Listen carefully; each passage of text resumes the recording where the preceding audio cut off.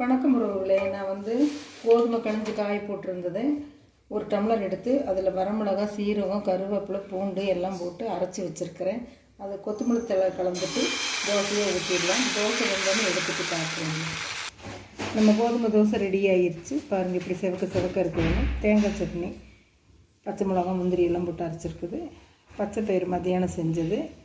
நீங்களும் பிடிச்சிருக்குன்னு நினைக்கிறேன். உங்களுக்கு நீங்களும் இது மாதிரி செஞ்சு சாப்பிடுங்க. பிடிச்சிருந்தால் லைக் பண்ணுங்கள், ஷேர் பண்ணுங்கள், சப்ஸ்கிரைப் பண்ணுங்கள், பெல் பட்டன் அமுத்துங்க. இந்த நாள் எல்லோருக்கும் இனிய நாளாக அமையட்டும். தேங்க்யூ. வணக்கம் உறவுகளே, நான் கோதுமை கணிஞ்சு காய போட்டிருந்தது ஒரு டம்ளர் எடுத்து அதில் வரமிளகா, சீரகம், கருவேப்பிலை, பூண்டு எல்லாம் போட்டு அரைச்சி வச்சுருக்கிறேன். அதை கொத்தமல்லி தழை கலந்துட்டு தோசையை ஊற்றிடலாம். தோசை வெந்தோன்னு எடுத்துகிட்டு காட்டுறேன். நம்ம கோதுமை தோசை ரெடி ஆகிடுச்சு. பாருங்கள், இப்படி செவக்க இருக்குதுன்னு. தேங்காய் சட்னி, பச்சை மிளகா, முந்திரி எல்லாம் போட்டு அரைச்சிருக்குது.